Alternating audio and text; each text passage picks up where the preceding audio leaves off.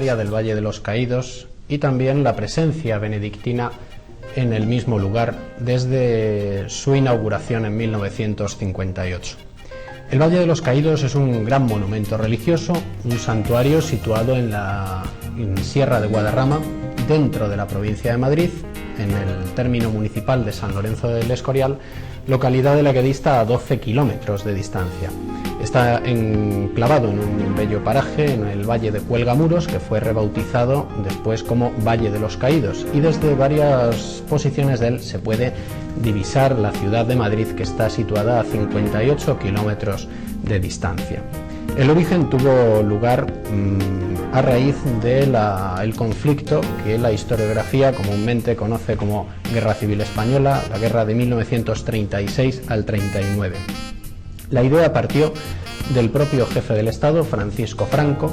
que por dos decretos de 1 de abril de 1939 y 1 de abril de 1940 se decidía construir un gran monumento para la memoria de los caídos, y con el tiempo cada vez se fue afianzando más la idea de ser un signo de la reconciliación nacional entre los dos bandos que antes habían estado enfrentados.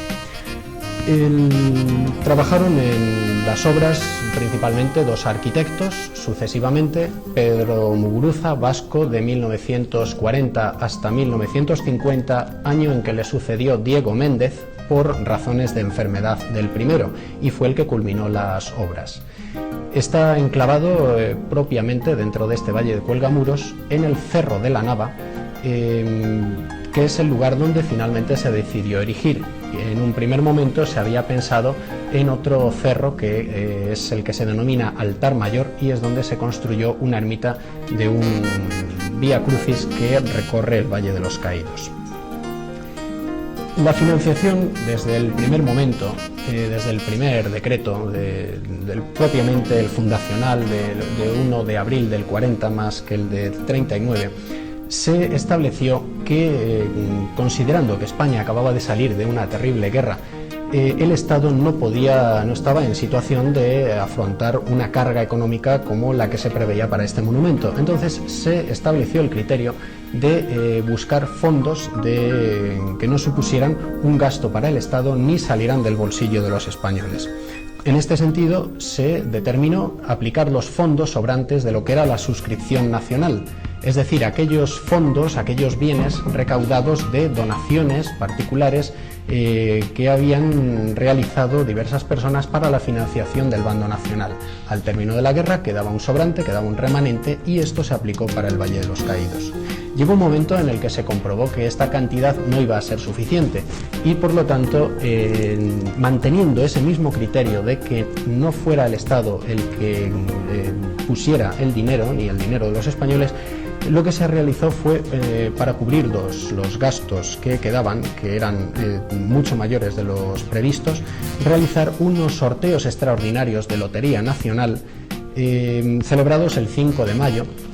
para acabar de financiar el monumento. En los años previos se habían estado celebrando también estos sorteos extraordinarios con el fin de reconstruir la ciudad universitaria de Madrid, que había quedado arrasada puesto que era zona de pleno frente de batalla.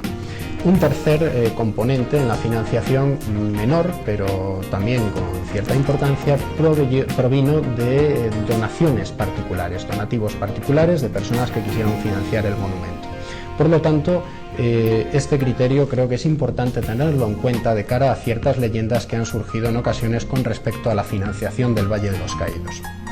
Otro aspecto interesante en la construcción, y que también se ha estado tratando mucho, sobre el que existe una leyenda que sobre un fondo de verdad la ha envuelto, lo que es el fondo de verdad lo ha envuelto de un gran cúmulo de falsedades, es el tema de la presencia de presos republicanos trabajando en la construcción del monumento del Valle de los Caídos. Dado que es una leyenda, como digo, llena de falsedades, sobre la que se ha dicho mucho, creo que conviene hacer una digresión un poco más extensa sobre este asunto. Durante la guerra surgió en el bando nacional la obra de redención de penas por el trabajo, a raíz de un decreto de 1937 y una orden ministerial de 1938. Hay que decir que ya en el bando republicano también, cuestión que se suele desconocer, para la defensa frente al avance de las tropas nacionales se empleó la mano de obra de prisioneros hechos por el bando republicano para los denominados batallones o destacamentos de fortificación. Y paralelamente en el bando nacional se vio el problema de un elevado crecimiento del número de presos en las cárceles españolas y se afrontó cómo resolver esta cuestión. Y para ello se creó, como digo, la obra de redención de penas por el trabajo, que ahora mencionaremos algunas de las cuestiones relativas al número de presos. Entre estos trabajos que se podían realizar en las cárceles también había la posibilidad de realizarlo como en otros países en el momento. Esto era en